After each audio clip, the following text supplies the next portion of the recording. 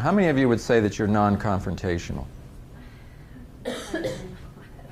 Now, just when we get into the DISC styles, you're going to see that some of the styles are by nature non-confrontational styles. But it's easier to just send an email to somebody than to look at them right in the eye or to call them on the phone and address the situation. The only problem is what's easier is not necessarily the most effective. And I've seen emails going back and forth and they're like little hand grenades. I've seen people who are sitting 10 feet from each other in cubicles sending emails back and forth. In the HR department, I'm sure you see all kinds of stuff like this and hear about it. I'm going to give you a lot of things today that are going to, concepts that are going to feel uncomfortable for you to do. They're a little bit confrontational. And you may be uncomfortable with that. But they have a good point in mind. It's about teamwork and communication. If you will just do it, even if you're uncomfortable, you'll find that it's really helpful for you and the people that you work with if you can do it. How do you do it in a nice way? Oh, well, are you a nice person? No, I'm not. You're not? Well, see that. That's what I'm saying. You can be. That's sweet, Tim. Well, see, one of the reasons that people who can be nice sometimes aren't nice is that they hold things inside for too long.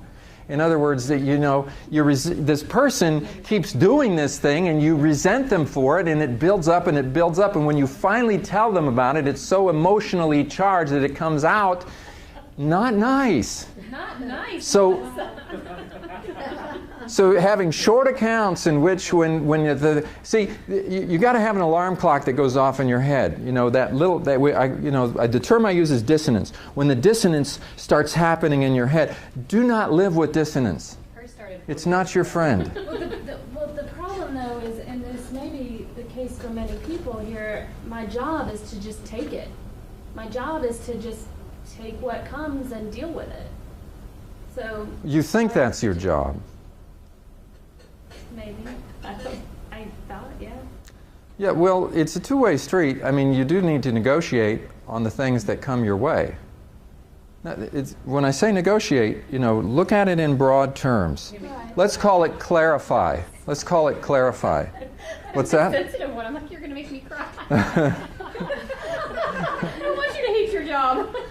I don't hate it. I'm just saying it's my job to kind of just take those things and deal with them, and I'm like, what do you do? I'm not supposed to negotiate. Well, who says that? She supports execs. She supports executives. Okay. Oh, all the more reason to be a negotiator. Are you kidding me? No, you can negotiate with anybody. You do it in a positive and a respectful way, and you become a much better resource for them when you do it. I used to, back early in my development, I was working for a VP of marketing. His name was Joe Ward, and we used to call him Emergency Ward. And that's because everything was an emergency, and he would come to me and he would say, you have to do this and you have to do it now. Drop everything you're doing. The only thing was, when I dropped stuff, I was dropping his stuff, because that's all I was doing is his stuff. But he didn't want to hear that, because at the moment that he said drop it all and do this, he didn't want to hear, you don't want me to drop your stuff, do you? He didn't want to hear anything. He just wanted me to do it. But I realized after working with him for a while that it wasn't in his best interest for us not to have a conversation about what wasn't going to get done when I dropped it. But I just had to figure out how to do it. And that's going to be different with different people.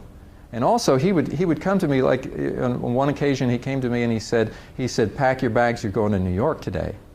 And I said, excuse me? And he said, yeah, we got our biggest company is getting ready to throw all their equipment out on the street. And I told him because of problems, and I told him I'm sending my best guy, that's you, and that you're going to be there so that you can be in a meeting at 8 o'clock tomorrow morning to figure out what we're going to do. Now, the first thing that I thought is this. Wait a minute. First of all, if I go to New York, I'm going to be dropping a lot of balls. I don't even know what's going on. Okay? The first thing I realized about Joe is that Joe, he was really into saving face. And if he was on the phone and the best solution he could come up with is I'm going to send my best guy, if he didn't send his guy, then he loses face because he made a promise. So I got to keep that in mind, because if I don't think that's the best thing, the way to solve the problem, I got to be careful how I tell Joe. Because he's just one of those people that will say, just go, end of conversation, and dismiss me. He was very dismissive. So I look at the situation, I say, what am I going to do in New York to solve the problem? They don't want a guy from marketing coming in to talk to them. They want the system to work. I am not the guy that's going to fix the system. Why are we waiting till tomorrow morning to start fixing the system? Why? It doesn't make any sense. Nothing about his plan made a bit of sense to me. So I started thinking, what would be the right solution? And so I asked him, I said, what is it we were trying to accomplish with my trip?